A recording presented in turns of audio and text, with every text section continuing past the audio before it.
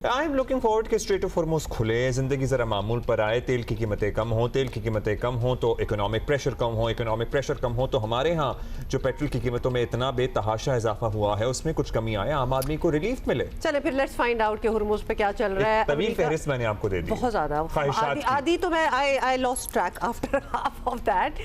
America और Iran के दरमियान जो मामला जो हैं उनका क्या रुख इख्तियार करते हैं ये तो अभी क्लियर नहीं है, sorry if you are waiting for that. लेकिन दुनिया को अब हॉर्मुज़ खुलने की उम्मीद जो है वो ज़रूर पैदा हुई है और ईरान और ओमान अब हॉर्मुज़ में जहाज़ रानी के एक रास्ते की जियोग्राफिकल हदूद जो है वो तय करने पर मुत्तफ़िक हो गए हैं, which is a very big deal. आपको पता है एक दो दिनों से जो थी वो मुज़ाकरात मुलाकातें टॉक्स चल रही थी, तो उस बारे में ज़्यादा बात हो रही है। तो 2 महीने से ऑलमोस्ट चल रहे थे मुज़ाकरात ओमान के। आपको पता है इससे पहले एक प्रपोजल था ओमान का जो ईरान ने आउटराइटली रिजेक्ट भी कर दिया था। तो अब जो प्रपोजल था उस पर एग्रीमेंट हो गई है।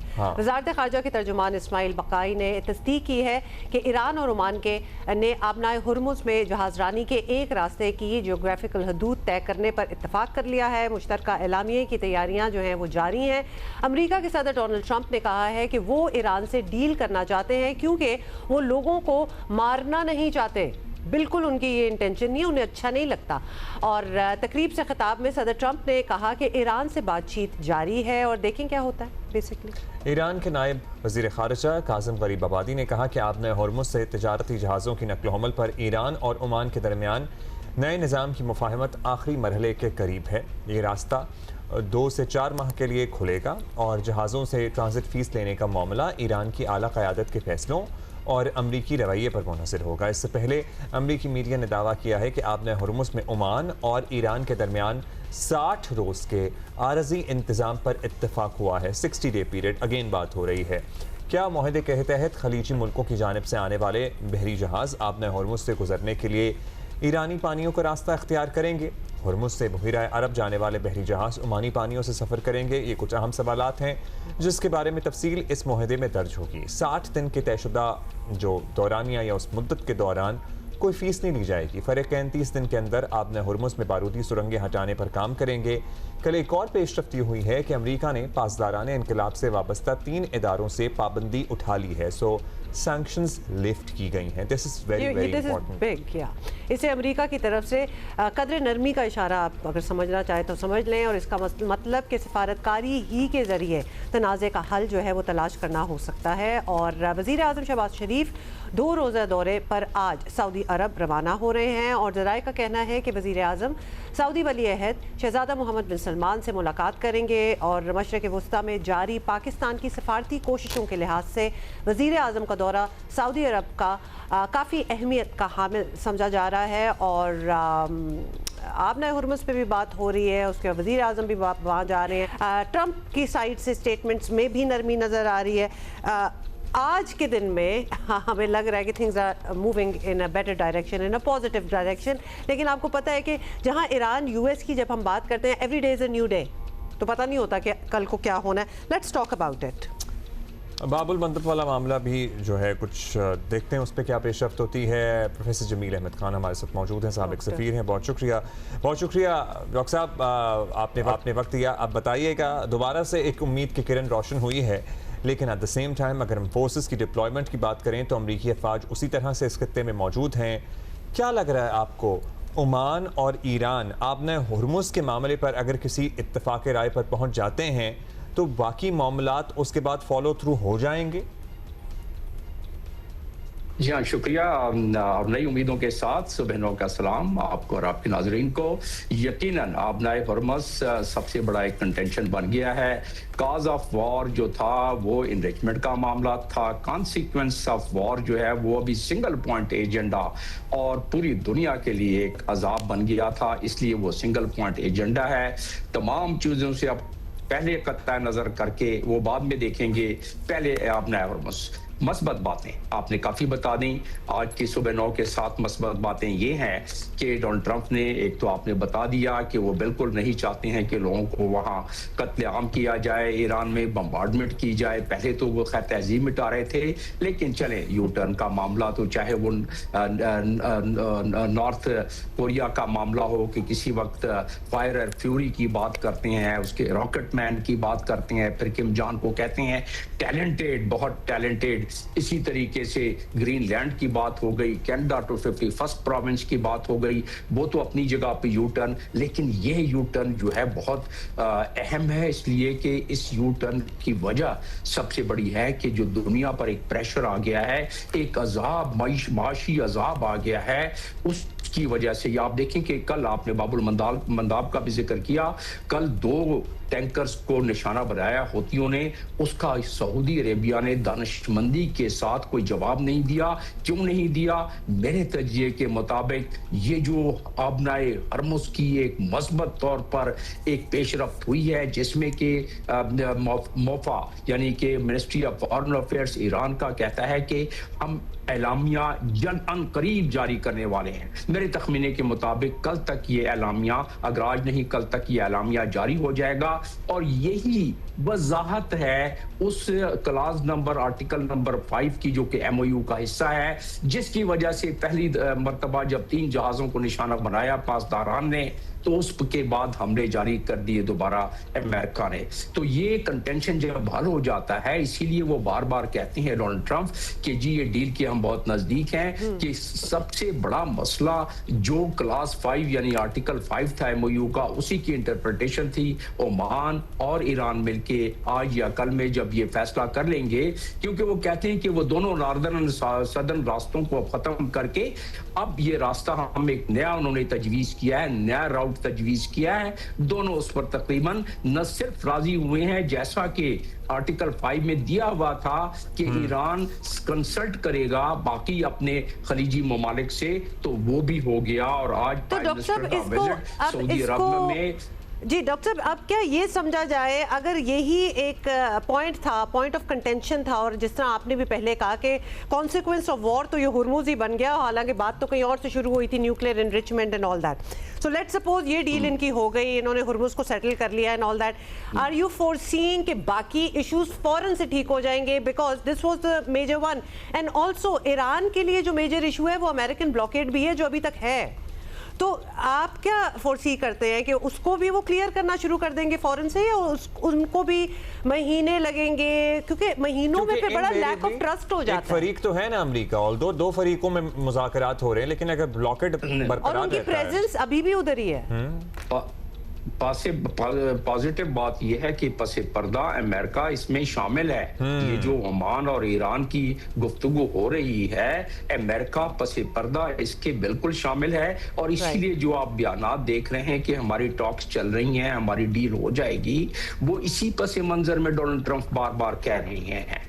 और इसकी वजह से आप समझें कि ब्लॉकेट तो वो आपके एमओयू का हिस्सा है। पहले भी तो ब्लॉकेट जिधर से इधर से हरमुज खुलेगा, इधर से ब्लॉकेट खत्म हो जाएगा। आप देखें इसमें जो आपने बात की दुनिया की, और जो ऑयल का मसला और बाकी जो मसनूआत इधर से गुजरती हैं, ये हम सारों को पता है कि इस वक्त जो दुनिया के 25% के करीब तमाम के तमाम यहाँ से ऑयल और बाकी उसके साथ जो पेट्रोलियम मसनूआत हैं वो सारी जाती है, इंक्लूडिंग सल्फर, पोटेशियम, हीलियम, जो कि बहुत ज़रूरत है दुनिया की। और जो फर्टिलाइज़र जिसकी वजह से बहुत सारे मुल्कों में बड़ी प्रॉब्लम बांग्लादेश समेत पैदा हो गई है। और इसके अब जो ये सारे मामलात हैं, 1.5 बिलियन का डेली यहाँ से तेल की रसदगाह होती थी कुवैत, सऊदी अरेबिया, यूएई की, और वो अगर सारा मिलाएं तो 550 बिलियन साल का नुकसान। अच्छा, नुकसान अपनी जगह पे, जो शॉर्टेज, रिजर्व कम हो रही हैं, तो इसकी वजह से अब जो उम्मीद की किरण ये सारी शामिल हुई है, वो सबसे बड़ी बात है। और इसमें ऑप्शन अब डोनाल्ड ट्रंप के पास क्या रह गया है? उनके भी सुकड़ गए हैं सारे के सारे ऑप्शंस, और उन्हें भी अब क्योंकि इलेक्शन सामने नजर आ रहा है, उन्हें भी कोई ना कोई फैसला करना होगा। और फाइनेंशियल टाइम के मुताबिक और कुछ मीडिया के जो अमेरिका के उसके मुताबिक कि डोनाल्ड ट्रंप को इस फैसले की घड़ी आ गई है। डील के चांसेस इशारे ज्यादा मिल रहे हैं। अगर ये नहीं हुआ तो फिर वाकई में बहुत ज्यादा एक इस पूरे रीजन में तलातुम मच जाएगा, हमले शुरू हो जाएंगे, लेकिन उसकी उम्मीद कम है। ये जो मस्बत इशारे मिल रहे हैं उसकी उम्मीद ज्यादा है। मस्बत इशारे डॉक्टर साहब हम इसलिए डरते हैं क्योंकि मस्बत इशारे इससे पहले भी कई दफा मिल चुके हैं, जाहिर है यहाँ तक के मुआहदे तक हो चुके हैं, लेकिन दोबारा फिर मामलात ख़राब हो जाते हैं। कोई ना कोई पॉइंट ऐसा बनता है कि मामलात बिगड़ जाते हैं। जिस तरह आपको पता है उनके सुप्रीम लीडर के फ्यूनरल के दौरान क्या माहौल बना और उसके बाद दोबारा एक हमलों का सिलसिला शुरू हुआ। आपको लगता है कि अब फ्यूनरल हो गया, जज्बात भी ज़रा ठंडे हुए होंगे, एक और round of exchange of fires भी हो गया, ईरान ने भी अपनी जो स्ट्रेंथ है वो साबित की है। अमेरिका तो चलिए यहाँ है ही ताकतवर फरीक, लेकिन ईरान ने भी बड़ा डटकर मुकाबला किया है। अब चीज़ें सेटल डाउन होने के चांसेस पहले की निस्बत ज़्यादा हैं क्या? In fact, there is a compulsion on America now. Basically, 80% of their air defense system exhausted, Patriot and Thor, 80% खत्म हो गए। ये उनके अपने कमांडर कह रहे हैं, ये उनकी तरफ से खबर आ रही है जो लीक हो रही है। इंटरसेप्टर्स की कमी की खबरें आ रही थी, लॉन्ग रेंज मिसाइल्स की कमी की खबरें आ रही थी, ये सब खबरें तो आ रही हैं जी। इसी वजह से एक प्रेशर बन रहा है ना। ये एपेक फ्यूरी जो है, ये एपेक फेलियर बनता जा रहा है, ये अमेरिकन को पता है। उसकी वजह से ये डील की उम्मीद ज्यादा, जो इशारे इस वक्त मैं जिक्र कर रहा था, आपकी बात दुरुस्त है कि पहले भी इशारे मिलते रहे हैं और मैं आपके चैनल्स पे एक मरतबा नहीं मुतअद्दिद बार कह चुका हूं और कई चैनल्स पर कि ये दुनिया का सबसे बड़ा दौरे हाजिर का कॉम्प्लेक्स और कॉम्प्लिकेटेड मैटर है। तो जाहिर है इसमें ये हचकोले तो आना, और फिर इसमें एक स्पॉइलर का हम जिक्र करते रहे हैं यहाँ पर हम, तो ये स्पॉइलर जो है वो किसी ना किसी जगह पर वो कोशिश करता है। और इस तराजू में हमने इसको तौल लिया है कि स्पॉइलर ज्यादा हावी होगा इस मामले में, या डोनाल्ड ट्रंप पर बाकी जो प्रेशर पड़ रहे हैं, जो इशारे मिले हैं वहां से, जो वहां से एविडेंस मिल रहा है कि डोनाल्ड ट्रंप और उनकी टीम पहली मर्तबा ये रियलाइज करती हैं कि वो डूम्सडे की तरफ जा रहे हैं अगर उन्होंने सिर्फ स्पॉइलर यानी कि इजराइल की बात मानी तो। इसलिए ये उम्मीद की किरण ज्यादा बढ़ती नजर आ रही है और इसलिए हम समझते हैं कि इसमें जो आज और कल और परसों में और सऊदी अरब में जो भी जा रहे हैं प्राइम मिनिस्टर, उसमें लिखा भी हुआ है हमारे मिनिस्ट्री की तरफ से कि वो रीजनल मामलात पे भी डिस्कस करेंगे। और जो हमारे डिप्टी प्राइम मिनिस्टर वहां on the side line Jordan में मीटिंग करके आए हैं, आर फोर्स से वहां बड़ी इस मामले में गुफ्तगू हुई होगी, ये कुदरती सी बात है। तो लिहाजा इसकी वजह से हम कहते हैं कि एक उम्मीद की किरण बड़ी ज्यादा बढ़ रही है। ये भी बताइएगा कि ये अब ये मामला अगर हुर्मुज वाला सेटल हो जाता है, एंड वेरी नाइस, ऑब्वियसली एक दुनिया जो है सुख का सांस लेगी, आगे बढ़ेगी और एक होप होगी, उम्मीद होगी कि ये वॉर वाला मामला जो है, जंग वाला, अब ये सेटल हो। वहाँ हुतीज जो हैं, जो कि सऊदी ऑयल टैंकर्स को टारगेट जिन्होंने किया हुआ है, वो मामला इस मामले से जुड़ा हुआ है, क्या वो ऑटोमेटिकली सेटल हो जाएगा या उसके लिए अलग बातचीत होगी? नहीं, देखिए इस चीज को तमाम चीजों के साथ जोड़ के देखना चाहिए। होतीज अपने तौर पर इंडिपेंडेंट, क्योंकि मैं उधर में हूँ, होतियों को बड़ी अच्छी तरह जानता हूँ, मैंने बड़ी तैनाती रही है वहाँ।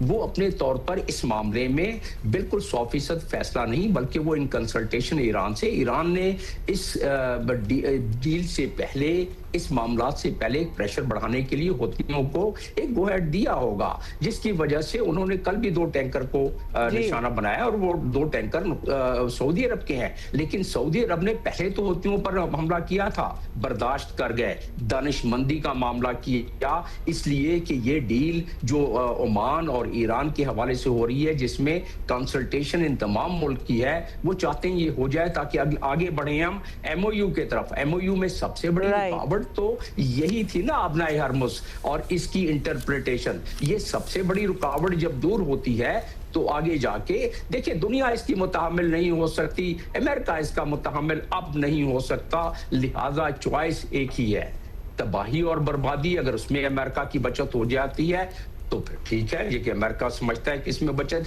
होती नजर नहीं आ रही है, क्योंकि मैं जिक्र कर चुका हूं ये सारे मामलात एक प्लेट में देके देने वाली बात है बना के चाइना को और रशिया को। जो काम चाइना रशिया करना चाहता था ग्लोबल नॉर्थ से ग्लोबल साउथ का, वो काम इस मामले को उलझा के अमेरिका प्लेट में रख के आसान करके दे रहा है। That is true. That's great analysis. Dr. Saab, thank you so much as always for your time. Dr. Jamil Ahmad Khan, साबिक सफीर हमसे बात कर रहे थे। Okay, so there you go. हम चाहते हैं कि हम थोड़े से होपफुल हो जाएं, बिकॉज हम इतने महीनों से ऊपर नीचे देख रहे हैं और अब हम होपफुल हैं कि थिंग्स आर। देखिए, अगर इन्होंने अपने रूट्स का तयन कर लिया है, वहाँ सेटलमेंट हो गई है, एक जॉइंट स्टेटमेंट भी इंशाल्लाह आ जाएगी। That is exactly what everybody had been waiting for. So वो हो जाए तो बाकी things will fall into place.